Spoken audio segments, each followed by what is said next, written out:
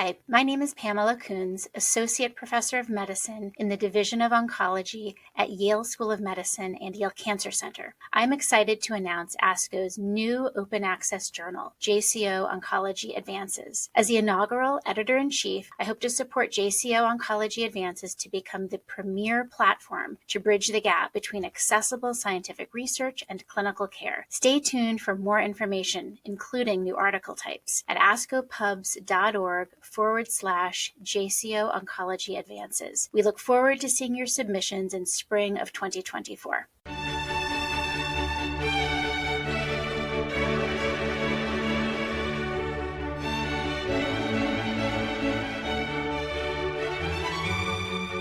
This JCO podcast provides observations and commentary on the JCO article, The Impact of Routine Pathology Review on Treatment for Node-Negative Breast Cancer by Hagen F. Kennecke et al. My name is Christina Harold, and I am an instructor of medicine at Harvard Medical School and an attending physician at Beth Israel Deaconess Medical Center in Boston, Massachusetts. My oncologic specialty is medical oncology. Within Canada's universal access and publicly funded healthcare system, the British Columbia Cancer Agency, BCCA, is a multi-specialty and multi-center agency with the mandate for cancer control in the province of British Columbia. This agency manages the budget for all cancer drugs and provides all radiation therapy in the province. The BCCA also establishes British Columbia's guidelines regarding systemic therapy and radiation therapy. Prior studies in breast cancer have indicated that second review of pathology leads to a change in diagnosis in approximately 1/3 to 1/2 of cases. Implementation of a policy endorsing universal second review of all breast cancer cases may not be financially or technically feasible in an environment of limited healthcare resources. To facilitate optimal utilization of resources, the BCCA has instituted a policy whereby only patients with DCIS or node-negative breast cancer should undergo a routine second review of pathology. The rationale for this policy is that inasmuch as the recommended treatment of node-negative breast cancer does not always include adjuvant chemotherapy or post-mastectomy radiation, a second review that changes diagnosis could alter the treating oncologist's adjuvant therapy recommendations. The authors of the present study, who are BCCA investigators, sought to describe the results and clinical impact of second review of pathology among patients with node-negative breast cancer. Using data from their breast cancer outcomes unit, the authors identified 906 cases of DCIS or node-negative breast cancer within 2 time periods in 2004 and 2007. Second review of the original pathology report and slides was provided by BCCA pathologists with expertise in breast cancer. Additional blocks and deeper sections were obtained only in cases where the BCCA pathologist had particular concern, such as tissue quality, margin status, or the presence of invasive disease. Tumor biomarker testing for estrogen receptor, ER, progesterone receptor, PR, and human epidermal growth factor receptor 2, HER2, was not routinely repeated, although the original slides may have been reviewed at the discretion of the BCCA pathologist. The second review was entered into the patient's medical record with the expectation that the treating physicians would review the report. For the present study, a trained health records administrator reviewed each case, including the original pathology report, the source of this report, and for the presence or absence of a BCCA second review. When 2 pathology reports were available, these were compared for changes between the original report and the second review. Clinically significant pathology changes were defined as change in nodal involvement, grade, lymphovascular invasion, LVI status, margin status, tumor biomarkers, and changes from invasive disease to in situ disease or vice versa. All cases with one or more clinically significant pathology changes were reviewed by the study's first author, a medical oncologist, to determine whether the patient's clinical management was affected. Regarding statistical analyses, comparisons of categorical variables and continuous variables were undertaken with Mann-Whitney and chi-square tests, respectively.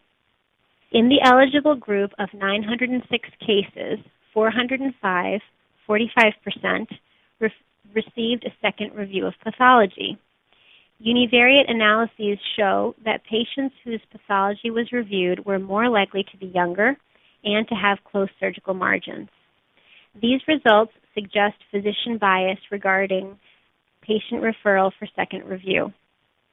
Distribution of other relevant clinical characteristics, including tumor size and grade, whether or not a sentinel lymph node biopsy was performed, the presence or absence of LVI, and tumor biomarkers were similar between the reviewed and non-reviewed cases. Of note, despite the BCCA policy endorsing routine second review of all node-negative breast cancers, less than half of such cases were reviewed. Adherence to the BCCA review policy varied by initial site of diagnosis. Patients who were initially seen at a BCCA center had a rate of second review of nearly 50%, whereas this review rate was 25% amongst patients who were initially seen by a community oncologist. The first major result of this study is that of 405 patients with a BCCA second review of pathology, 81 patients, 20%, had at least one clinically significant change with a total of 102 changes.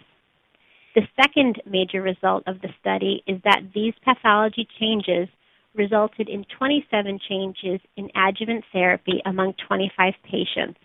This is 6% of the 405 patients in whom pathology was reviewed. To understand the significance of these results and the relationship between them, it is useful to start with the impact that second review had on clinical management. Systemic therapy was added or modified in 15 cases, with the most common reason being change to node-positive status. Radiation therapy was added or modified in 12 patients, with the most common reasons being change in nodal or margin status. Overall, the most frequent pathology changes were tumor grade, 40%, LVI status, 26%, lymph node status, 15%, and margin status, 12%. The major results of this study are provocative in that the reported rate of clinically significant change in diagnosis with second review of pathology was 20%, and these findings led to treatment changes in 6% of patients. How should these data influence the clinical care of breast cancer patients? Regarding second review of pathology and comparison of reports, a key underlying issue is that there is variability in interpretation among pathologists and that it is challenging, if not impossible, to state a correct diagnosis with certainty. Pathology expertise in a field of interest, such as breast cancer, is a loosely defined surrogate for the type of gold standard assurance that most patients and providers would ideally prefer. This limitation is, of course, inherent to the field and does not decrease the importance of the present study. Issues of accuracy and reproducibility are also relevant to testing of biomarker expression. In this study, changes in tumor biomarker status were rare. However, review of original slides for biomarker status was performed at the discretion of the BCCA pathologist. Therefore, this study does not contribute data to the ongoing and complex debates regarding the optimal testing and reproducibility of breast cancer tumor markers. The authors raised the question of whether second review of pathology remains relevant in an era of molecular profiling. Oncotype DX has been validated to provide prognostic and predictive information in early-stage ER-positive disease and is used to guide rational decision-making regarding the utility of adjuvant chemotherapy. In one small study, medical oncologists changed treatment recommendations in about 30% of patients once they had oncotype results. Meanwhile, in this study, adjuvant treatment was changed in 6% of the patients whose pathology was reviewed. While the magnitude of effect is smaller, this result suggests that second review remains clinically relevant. Finally, a simultaneous strength and weakness of this study is the focused yet limited scope. The study was conducted within one agency with one group of pathologists in one stage of breast cancer.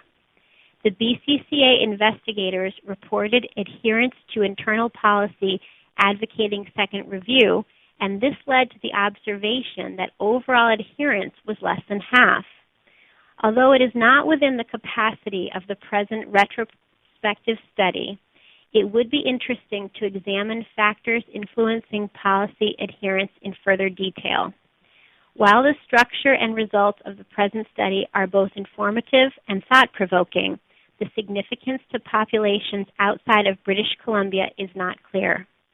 A larger companion study, perhaps national in scale, could amplify the present results and augment the general relevance of the findings.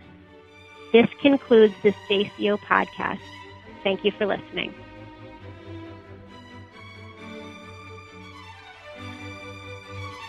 For more original research, editorials, and review articles, please visit us online at jco.org. This production is copyrighted to the American Society of Clinical Oncology. Thank you for listening.